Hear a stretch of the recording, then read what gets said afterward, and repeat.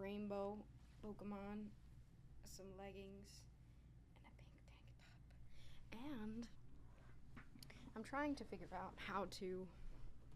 I think my hair is supposed to be curly, so I'm trying to figure out how to take care of my curls. It looks pretty curly, but it also looks like crunchy. I don't know. Tilt is a concept that we're all very familiar with, not only in the Unite community, but in the broader gaming community in general.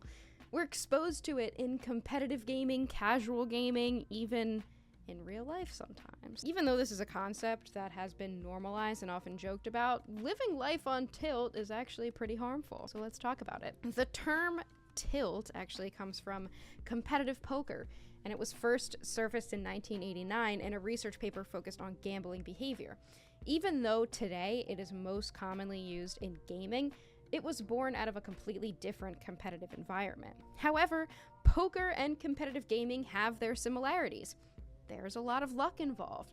It involves quick decision making, and the behaviors of other players often affects one's own progression towards victory. That's just to name a few very overarching similarities, all of which I will touch on throughout this video. The research on this phenomenon was first centered around the poker community, more specifically within Texas Hold'em. The term tilt was itself first coined from pinball, where players would get frustrated with the machine and physically tilt the machine out of anger. It eventually progressed into the understanding that tilt happens when players become frustrated with events happening in a competitive environment and begin to perform actions that inhibit them from performing at their optimal level. Tilt, however, has basically become a gaming exclusive term over time, and today we know it as something that happens to gamers when we get angry about something not going our way. However, the overarching idea behind tilt still stands in every context it happens. It's not great, and it doesn't help us win. In the remaining minutes of this video, I will explain to you from a research-based psychological perspective why, how, and what we can do about tilt. First, let's provide a cohesive and concise definition in a gaming-specific context. A recent research paper did this work for me, and I will be referring to this research paper a lot throughout this video. This was by McClinton and Pascal in the Computers and Human Behavior Reports journal in 2024, which is obviously linked below, and it's a really interesting read. They basically did an entire qualitative study. They interviewed a lot of participants about tilt, and the goal was to provide a definition of tilt specific to the esports context. And this is what that definition is. Tilt in esports is an emotional state of indignation and frustration resulting in inhibited decision making.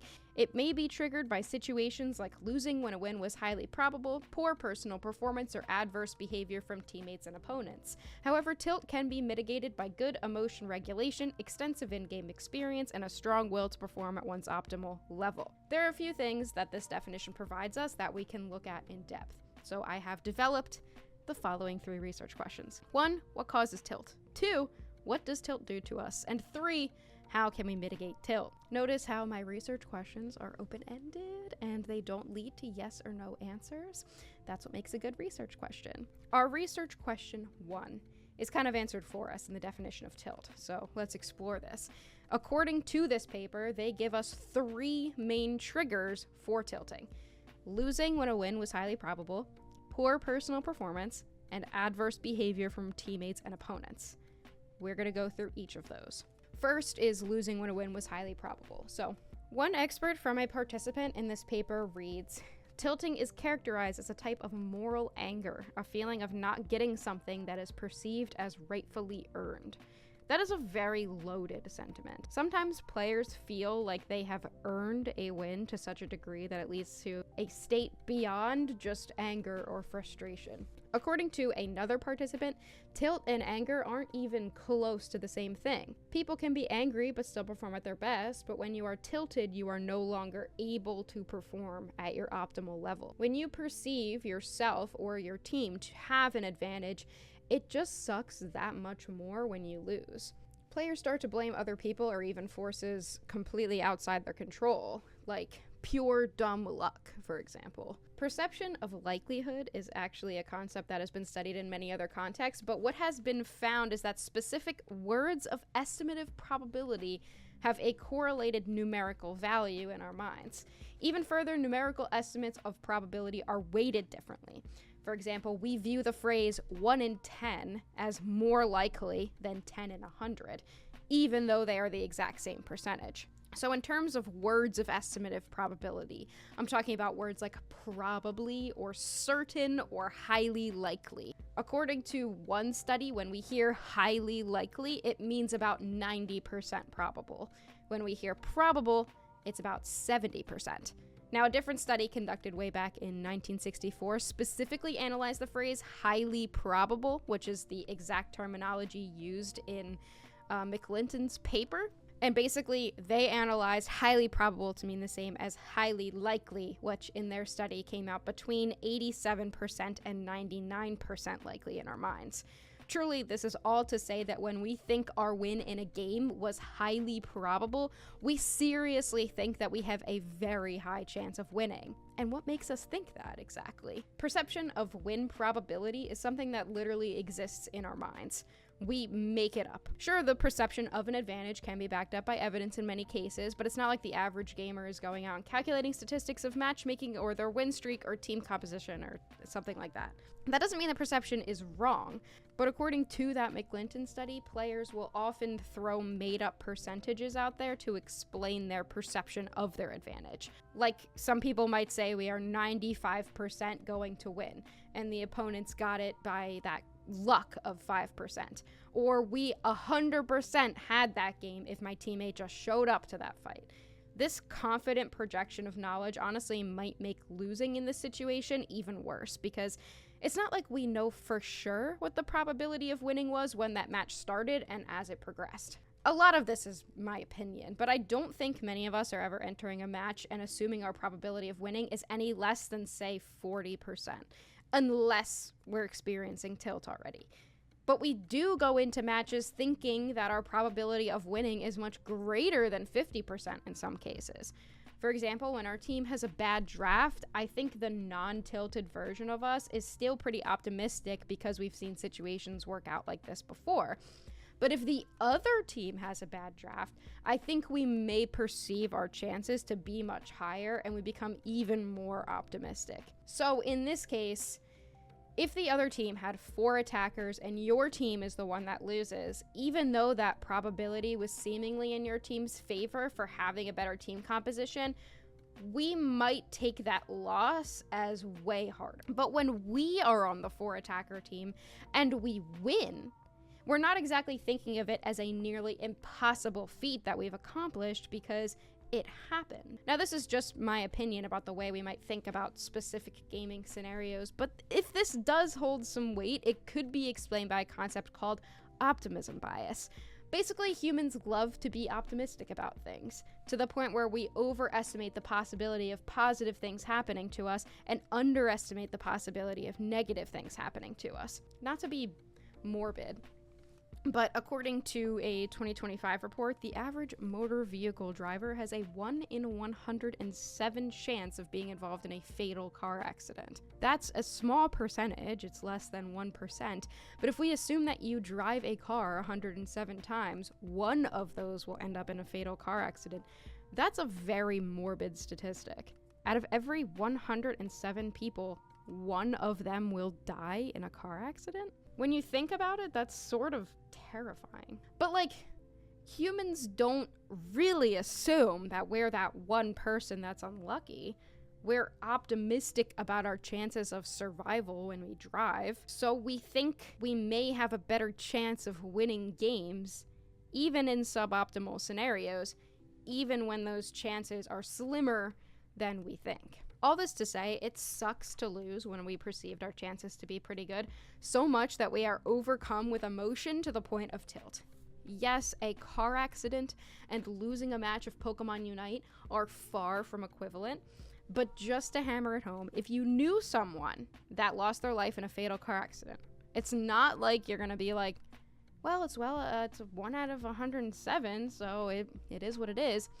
That would be sociopathic. Sure, the emotional turmoil and impact on your life is far more drastic, but you might be able to comprehend why it can hit us so hard even in a casual situation like gaming. And let me touch back on the first quote that I provided in this section. Tilting is characterized as a type of moral anger, a feeling of not getting something that is perceived as rightfully earned. I started out by saying that this is very loaded because they're bringing morality into it, so I just want to revisit it. I believe this is explained by a very interesting philosophical concept called the just world hypothesis. This is the idea that the world itself is a just place, and based on one's actions and moral standings, they will get what they deserve. That sounds familiar, right? Many religions use this as a means to motivate others into doing morally right things. The idea of karma in religions like Hinduism and Buddhism is one example. I myself was raised Catholic, which hinges on the idea that your actions in life determine whether or not you will be rewarded by going to heaven, and those who aren't good people will not be rewarded with heaven. If the world is fundamentally fair, we should be rewarded based on our strong efforts to succeed, even in a gaming setting. When we lose games we should have won, this challenges the just world hypothesis because it's uncomfortable. We made good decisions from our personal perception, we put in effort, we played well as a team, but those who did not deserve the good outcome received the good outcome anyway. It's not that far into the video, and I've already broken the rules of topics to avoid by talking about religion and also dying. So let's move on to the next trigger that McClinton and Pascal found in their study: poor personal performance. This one's a lot harder for me to comprehend as a Pokemon Unite player, because when has anyone ever lost and actually admitted that they were the one who messed up? But let's entertain it anyway. We can all acknowledge that there are often times where we have games that we perform below our standard. Not every game we play can be our best game. And sometimes our own decisions tilt us because we're frustrated with ourselves. This theme appeared in 50% of the interviews they conducted, which was the same for the previous theme as well, so a good number of participants are reporting tilt due to their own personal performance. For me, I think that after reflection is when this theme really becomes prominent. I would go as far as to say that this study does exhibit bias in the fact that these interviews are conducted based on the participants' own personal perception of what tilts them, and there weren't observational studies done to show what specific events occur that make players angry to the point of tilt. I think that if someone sat me down and asked me what tilts me, after being able to reflect back on situations where I was tilted, it's much easier to say, yeah, I was making bad decisions, I wasn't living up to expectations of how I play, and it upset me. However, I think that we wouldn't necessarily see this theme come up as often in an observational environment before players have had the opportunity to reflect on a situation. I think we're way more likely to see players crashing out about the last theme reported in this study. That theme is adverse behavior from teammates and opponents. And this theme speaks to me the most as both a player and a content creator for Pokemon Unite, and also someone who consumes a lot of live content. In my opinion, players in this game tilt at other people at a far greater rate than they tilt at themselves. The quote from a participant used to explain this theme was as follows: "My teammate made an obvious mistake which caused me to die as a result." And I think that sentiment speaks to all of us. When I talk critically about the game and the players of this game, my comments are filled with personal sentiment from players about how other players are bad, most often teammates. I talked about win rate, and I get, well, my win rate would be better if my teammates could play the game. I talked about decline in the player base, and I get, I quit this game because of how bad my teammates are. And the fact stands, we hate our teammates more than anyone in the world. So yeah, it makes complete sense to me. Now, this theme covers both teammates and opponents. Though I do sometimes see people tilt over not being able to beat an opponent or something like that, I've noticed that even when players are acknowledging frustrations with an opponent's successes, they're still blaming their teammates in the end. In the moment, it's not because the opponent is good or better than us, it's because our teammates did something wrong that caused a negative outcome to occur. There are a lot of reasons for this, one of which is referred to as the self-serving bias, first discussed in the 1970s. Basically, we attribute our successes to our own skill and attribute failure to external factors. According to the self-serving bias, we think highly of ourselves. And I don't mean like we're all outwardly super confident and there's nothing about ourselves that we dislike or want to change and nobody wants to grow. I just mean it's more that thinking highly of ourselves is a cognitive process. a more defensive way. We do it out of self-preservation. It kind of relates back to optimism bias, where we assume the best for ourselves. It's the same type of thing. And some researchers believe that is wired into our brains due to natural selection.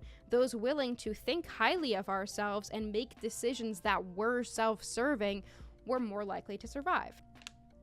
Aldi flavored water. I want to read you a really interesting quote from a 1976 author that talked about this. They said, "One is inclined to attribute to oneself good things, but one suffers when one has to attribute to oneself something that is not so good." In simpler terms, when we have to take responsibility for a bad thing, it causes us to suffer, so we like to try to not do that. It makes sense, right? As much as it feels nice to accomplish something positive, being the cause of something negative just hits so much harder. So instead, we sometimes inflate our self-serving bias to such an extreme that we refuse to take responsibility for our failures, even in minuscule situations like losing a match of Pokemon Unite. I've talked about the blaming teammates phenomenon plenty of times on my channel, but this perspective is also one to consider next time you queue up. And potentially, are these bad teammates worth tilting over at all? In the gambling world, where definitions of tilt have previously come from, there is a term called needling, which I think is important to at least bring up in this section. Needling is basically what we know as griefing, or BM, making a direct attempt to tilt another player. For a gambling setting, this is usually like an actual strategy, but in Pokemon Unite or other MOBAs or other competitive games, it usually doesn't put that player at a specific advantage, especially if they're on the same team. But this paper provided a couple of examples of how needling may be connected to a gaming setting. Basically, teammates may perform or communicate poorly, they may not fulfill their pre-assigned role, they may throw or deliberately lose, or they may not take the match seriously. It's not always intentional, but this concept definitely contributes to tilting. So I decided to test my theory that the Unite community probably feels way more tilted by this third theme of other people causing their tilt, especially teammates, more than anything else I've discussed.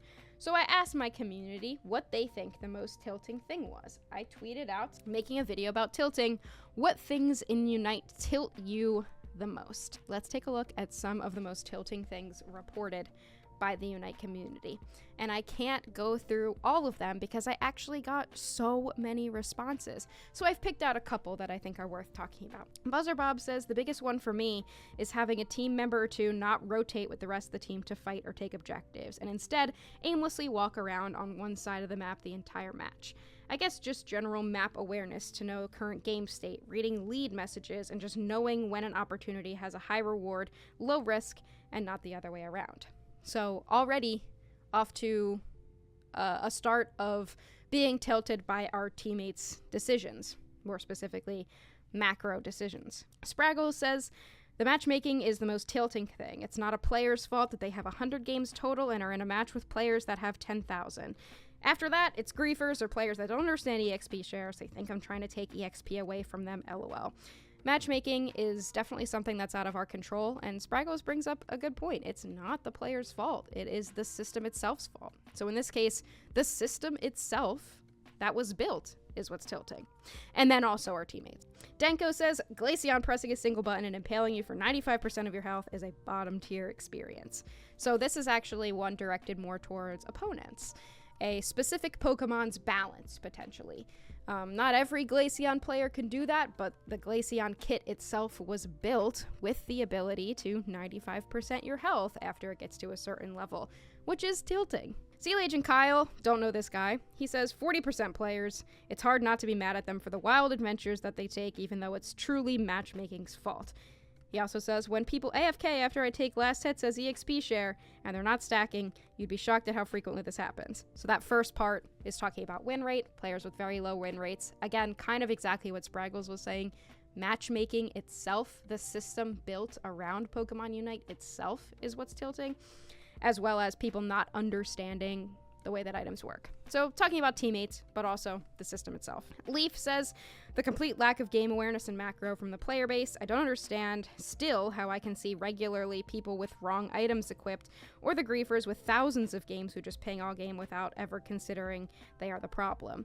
So again, teammates focused on being tilted by teammates and the decisions that they make, most specifically macro decisions or building your character the right way. General game understanding. Niwa says that someone gets so frustrated during a match that they can open their microphones at the end of a match and start flaming other players for the poor results of the game. It's no surprise when you see that it was the 10k damage Greninja with double glasses and leftovers the one flaming. Again, teammates. Teammates not thinking that they are the problem. Teammates making bad decisions and then not willing to grow or change. Smim says no EXP share Clefs, Comfeys, Elds, Alchemies, and Blissies. People running the wrong items. Poby says 10 out of 10 I'll get most tilted for being left alone in lane as support or tank with EXP share in the beginning, or duos wanting to go together, so they try to make 2 EXP shareholders go in one lane. Teammates. Fossil says gotta be when my randoms and I team wipe the enemy at Ray, or at least KO most of the enemy team, and then the randoms decide not to hit Rayquaza at all or score. Then they wait until the entire enemy team respawns to try ripping it and get it stolen, LOL. It's just giving the enemies back their win condition. This is probably the one that I thought of, honestly, when you have a win condition and it's so clear that you have it and your team just doesn't quite understand what that win condition is, so they give it back to the enemies. But again, teammates. Mitch says players who still don't know how EXP share works. Players who solo queue push and thanks ping you. Players who avoid objectives and backcap. Players who don't ban in ranked. The list goes on.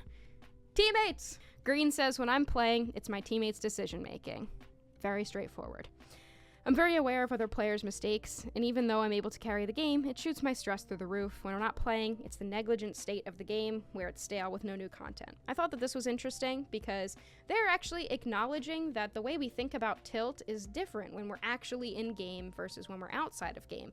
When we're actually inside the game, we're thinking about our teammates' decision-making as kind of that main reason why we're being tilted. But when we're outside of the game and we reflect a little bit more, it's also the state of the game itself, the systems behind the game.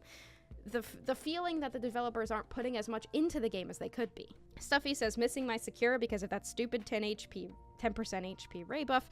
I put this one in here because this is the first one that I saw that was talking about personal performance, which is one of these other themes. Some people do feel tilted by their own personal performance. It's still far and away a lot of people talking about teammates. Devin says, enemy Talons, Sableye, or Suicune spinning on me when they're playing some of the most obnoxious mons in the game makes me lose my mind. This one's talking about opponents and not teammates, getting tilted by people dancing on you or bad manners. This is an example of needling that I talked about earlier. The dojo says getting perma CC'd until you die, a match where the entire enemy team has so much CC you can't play the game.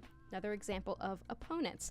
And also the system itself, designing Pokemon with a lot of crowd control. Big Uzi says, not gonna lie, my own performance being worse than what I'm able to do, and it costs us games. So again, this is another very rare example of a player acknowledging their own personal performance as a reason that they get tilted. Next, J5 says, it's one of the worst optimized games I've ever played. The menu selection is laggy, the Pokemon selection has bugs, picking a Pokemon that I didn't choose, not being able to ban because it doesn't load, game crashing mid-game, FPS reaching 20 FPS or less, insane amount of bugs in the match, etc. The system itself, which as I'm reading a lot of my responses on my tweet, realizing that the cause of tilt being not necessarily decision making, but the game system itself or the negligence from developers is also a sign of tilt that wasn't quite captured in the research. Bagel says, honestly, laning with a tank and they not being aggressive, what's the point of being tanky if you're gonna be on your pad 24/7? I just thought that one was funny because, yeah, I've been there. So let's wrap up our first research question. What causes tilt? Tilt is caused by our negative perceptions of match outcomes, often attributed to a high perceived likelihood of success turning out to be incorrect, later self-reflection on our own performances, and attribution of our failures to external factors such as decisions of teammates. Now that we've answered that question, let's talk about our second research question. What does tilt do to us? In the McClinton study, they identified a few themes that the participants discussed in their interviews. Many talked about it being an emotional process, synonymous with anger and frustration, and something that causes inhibited decision-making. There are a lot of psychological processes at play here when this happens. Allow me to explain.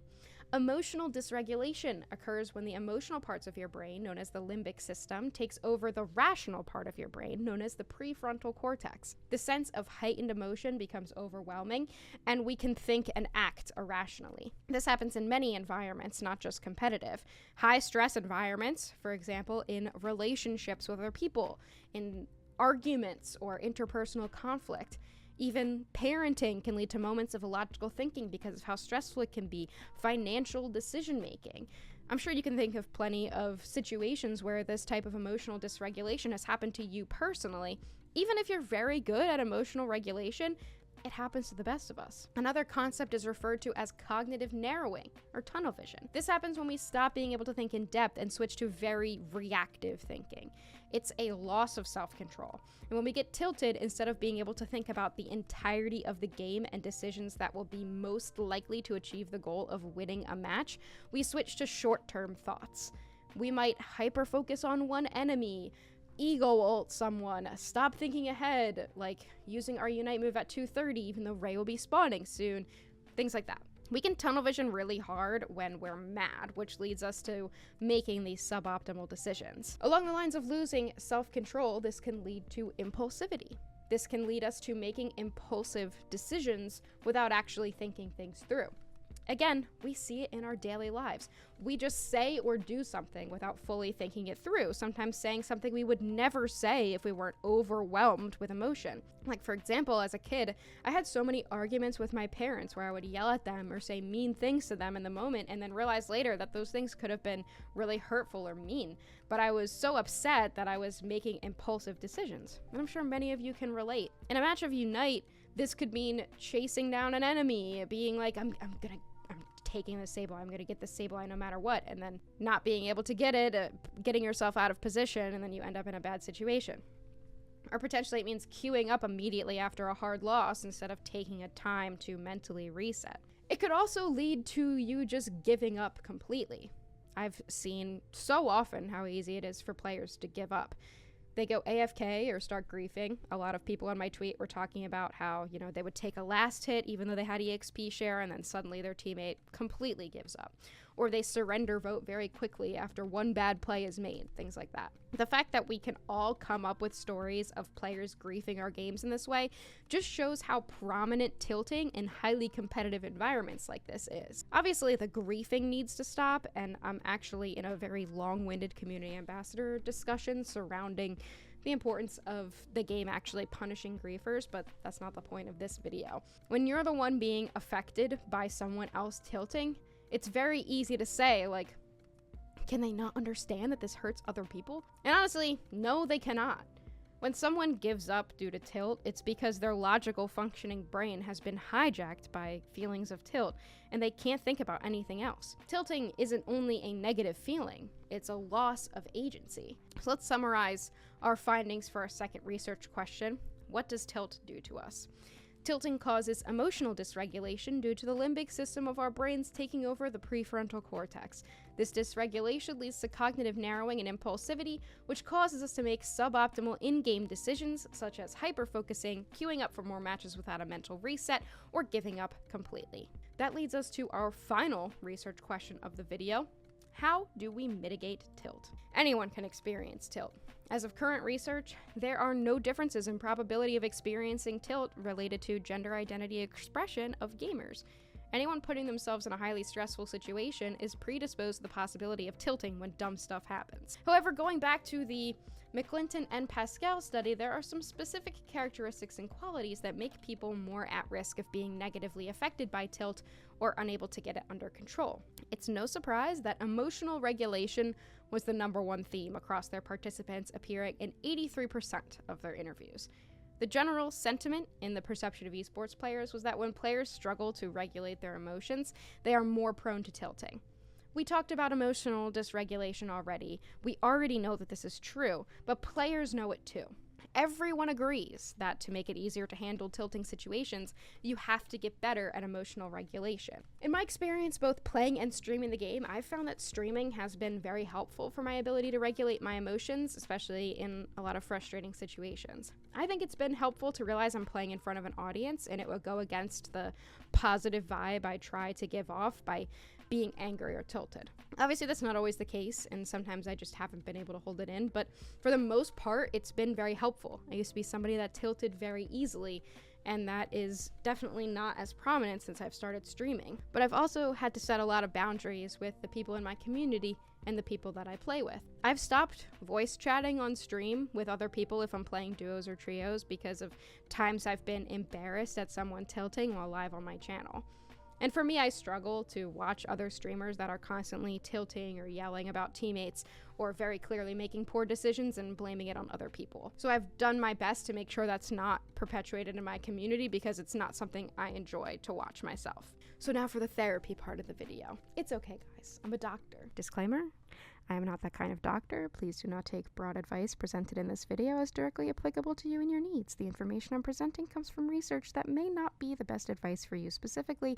Please speak directly to your therapist about your own concerns. The main overarching thing that research comes back to when fighting emotional dysregulation is breaking the cycle. So when we become overwhelmed with emotions like tilting, we enter a pattern of cyclical thinking, allowing negative thoughts to spiral us out of control. Breaking that cycle by asking specific questions can be helpful, like, what exactly is making me feel like this? Or what emotions are the hardest for me to tolerate? Even just inserting other random thoughts into the middle of your cyclical pattern can help break it. Like, what am I having for dinner tonight? Or I wonder what my best friend is doing right now. It can force us out of that cycle and then it falls apart. Generally, people who involve themselves in higher stakes competitive environments are at a higher risk of being affected by tilt.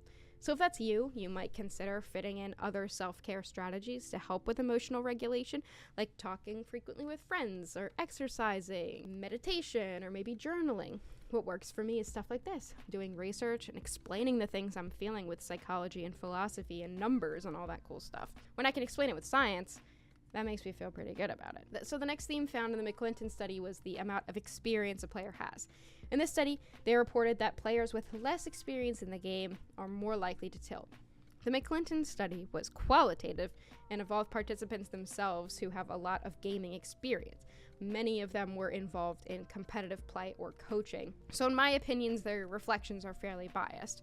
Since they themselves were more likely to be practiced in emotional regulation and dealing with tilt, they probably were more likely to attribute harmful tilting to players without experience dealing with tilting situations over and over again. And I would agree to an extent. I think players who haven't experienced griefers and things like that may be more affected in those early days of experiencing it, but I would disagree that it gets easier as you gain more experience unless you are well practiced at dealing with it. I feel like the sentiment that it's just one of those things towards tilting scenarios is only something we feel outside the moment after we're able to reflect on it. I can sit here all day and be like, griefers, am I right? And not feel any irrational anger at all, even though I can reflect on how frustrating it is. But when I encounter a griefer during an actual game, suddenly it's not just one of those things. In another 2024 study by Cregan and colleagues out of Ireland and South Africa, they reported that more hours invested in the game has a stronger correlation with tilt. Seemingly that would contradict the claim made by the other paper because we can infer that more hours spent is equivalent to more experience. However, that is not completely true, as the predictor variable years gaming had a significant negative correlation with tilt. So actually the number of hours playing is different. It means the number of hours playing at once. But if you've been gaming for a long time, apparently this holds up quantitatively as well as qualitatively, like we saw in the previous study. And I mean, the number one predictor of tilt, according to this study, was far and away predisposition to anger. So I think in general, that's kind of more damning than spending a lot of hours playing. But I think the main thing this shows is that when we have enough experience to reflect on our experiences with tilting, having more experience to draw on can help us better reflect on improving. I don't think that dealing with tilting situations gets easier in the moment, no matter how much experience you have, unless you have specifically worked on your tilting habits. results. The final theme presented in the McClinton paper was mental fortitude, appearing in 33% of the interviews they conducted. Basically, their argument was that the desire to win, the want to perform at the optimal level, can help a player tilt less. They said that having a weak mentality might lead to giving up more easily, which can make someone predisposed to tilting. Basically, lock in. So this is kind of interesting because I would say that the mental fortitude would be better explained by claiming that it's the desire to not tilt. Like, you just want to have a good experience enough to change your own mindset about the tilting experiences that are happening to you. In the other paper, they investigated reasons for playing the game in correlation with tilt and found that individuals with more competitive reasons for participating were actually significantly more likely to experience tilt, which kind of means that the more they actually want to win, the more tilted they would get, which is why I kind of push back on the mental fortitude thing being the specific desire to win. Again, I'd say mental fortitude in this case is much more the positive mental attitude element rather than the desire to win. You want to not tilt? Simply do not. Simply want it more. This brings us to our wrap up of research question 3. How do we mitigate tilt? We can deal with tilt using various emotional regulation strategies, becoming more experienced with handling tilting situations, and having the mental fortitude to push through frustration. So that about does it. I would love to know your thoughts, and if you made it all the way through the video, thank you so much for being here. This type of research does take a lot of time and energy, which is why these higher effort videos aren't always being put out, but it means a lot if you do enjoy this type of content. So please let me know if there's any specific topics that you would like me to cover in the future, and it would mean a lot to me if you subscribed to my channel and potentially checked out my Patreon. Sources are in the source box as always, and I will see you all next time. Bye!